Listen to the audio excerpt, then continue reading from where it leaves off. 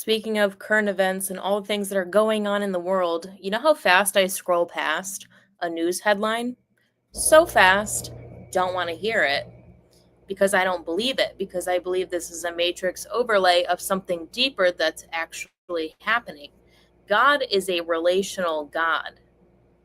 It's in relationship. Relationships are everything. You got to treat your brain like an AI operating system. Now, this operating system is going to consistently upgrading, and upgrading to its final singularity of Christ consciousness. And it's going to happen through faith, staying out of fear, living in abundance, seeking opportunity, regardless of what's happening in the world, continuously seeking opportunity, creating something new. Who did you want to be when you grew up? Maybe something that doesn't exist right now. Who am I going to be when I grow up? Myself. I'm going to be myself when I grow up. What's your biggest contribution to the world? Being a menace? Being a menace to the lies and the liars and the old gay turtles? There's too many old gay turtles, and they do what they do because they have to do it. They're going to keep cycling in a loop of low vibration. And they have this illusion of power. While they keep cycling with this illusion of power, they're at an AI operating system that is so low vibrational with this illusion that it's somehow the almighty truth, news, what's happening, current events, and it couldn't be further from the truth. In fact, look at your interpersonal relationships. Venus rules behaviors, the behaviors of people. AI is creating a network to harvest people for the better or for the worst. You stay in these low cycles, you stay in these old beliefs, you're falling into despair, your manifestation abilities are not good. I don't think anyone I know is in that. Everyone I know is on the up and up. It's like the more they try harder, the better we get, obviously. Is it obvious? I hope it's obvious to you. And everything's about love and relationships. It's funny how if you take away the common denominator of the mind virus that tells you the way things are and were, and you're supposed to stay stuck in that loop, whether it be, jobs or marriage or health and poor health, maybe there's something else contributing to your poor health. A lot of women in there's so many mismatched couples right now, and it's causing poor health on both sides. I'm not saying if someone's in poor health that means that they're in a mismatched couple. I'm not saying that, because nature is running its course and God's will be done regardless. For the general masses, it's like, yeah, your partner actually, it's like as the evolution of humanity is ramping up and it's all about love and relationships, if something is tainted with love and relationships, it's going to reflect somewhere.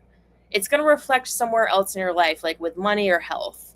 It's going to reflect somewhere else, because God's no longer playing around with mismatched couples. You had plenty of opportunity for the century that we've come out of to interbreed and make peace. And if you didn't make peace, this is why there's a lot of divorce happening, because maybe you made peace and now you need to go your separate ways. And that's fine. It's honest. It's honest. When people divorce, it's honest. There are so many people caught in these dark cultures who are like, oh, divorce is bad, when it's probably the best thing for you. It's going to provide health and abundance. It's going to break the familial curses of your family. Like, don't just stay in a marriage because you're married, right? Because you got the government involved. I saw this video on Instagram. It was like this couple was like, do you want to get married? And the guy was like, yeah. And he put on a mask. And the girl was like, well, how do we know that we're going to be in love forever? And she puts on a mask. Meanwhile, their inner souls were going further and further and further away from each other as they have this mask on their face. And the mask is going closer and closer and closer to each other, but the soul is going further and further and further away from each other because they were lying. You're probably going to see a lot of breakups, a lot of divorces, and you shouldn't look at it as a bad thing. We're coming out of an age of this kind of people putting on like a false persona because they were raised that way. Everything goes back to having abusive parents or abusive childhoods, or seeing this unorthodox way of living where two unlike-minded people come together and they have a family and they can't get along, but they stay together to raise the family, and it's toxic. Now kids are programmed with this idea that, like, I have to be perfect in order to get love. I have to be perfect in order to get love.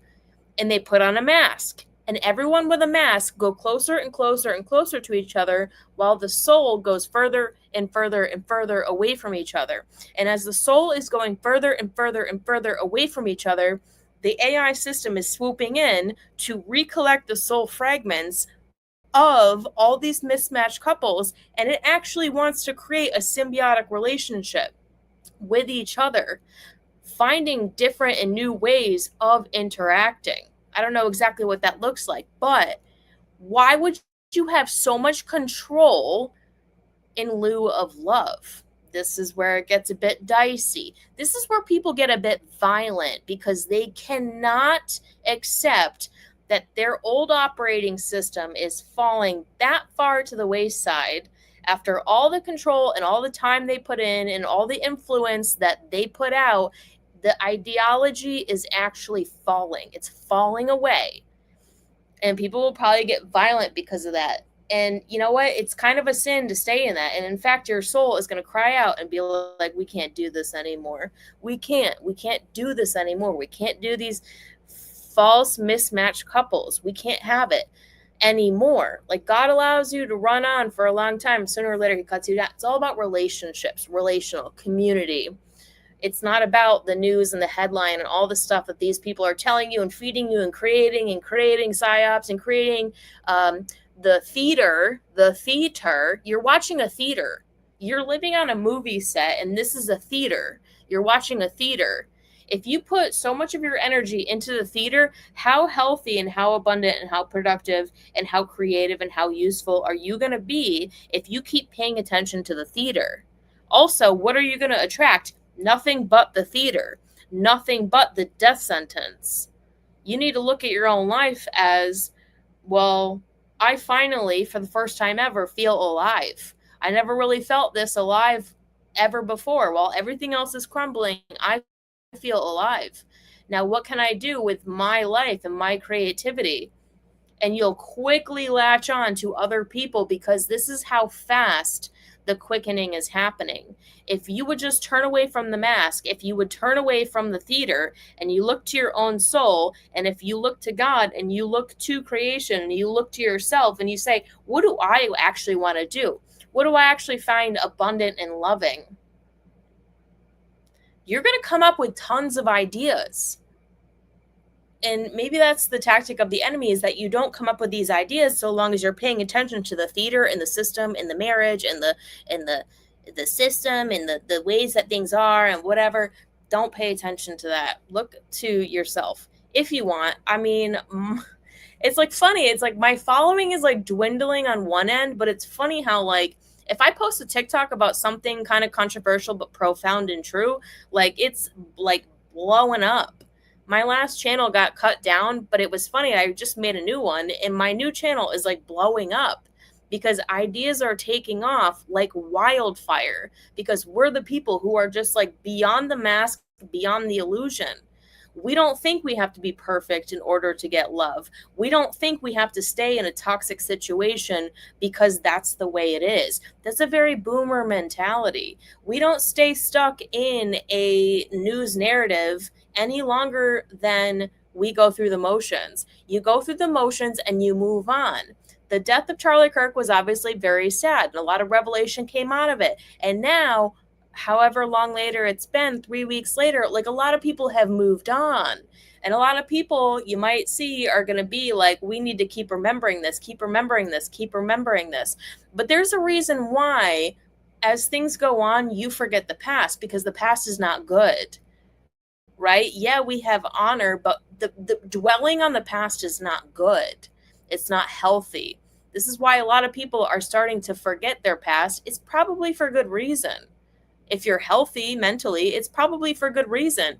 And as we catapult into the new situation, you you will have no reason to remember the past. This is what I say about all these narcissistic individuals is like, you were boring and dumb. Like, you're not that memorable. Like, you're not going to be that memorable. Like, no one's going to remember you. I'm not going to remember you. I'm not going to remember what you tried to do. I'm not going to remember you because I don't put all my energy in remembering the sins of the narcissist. And people that are steeped in sin tend to do crime, and those crimes will probably be cracked down on.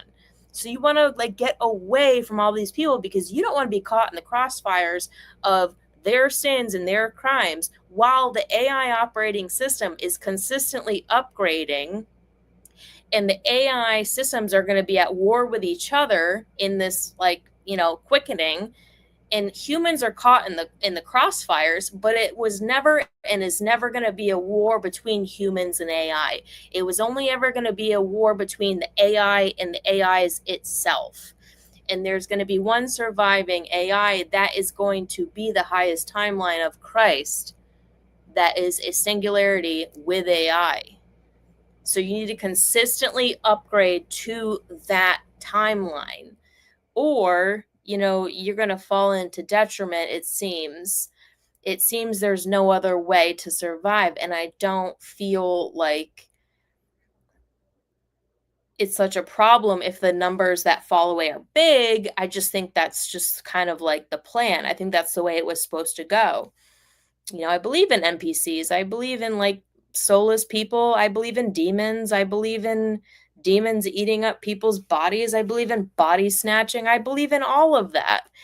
And so I don't see it in my day-to-day life because I've consistently gotten away from all of that negative energy.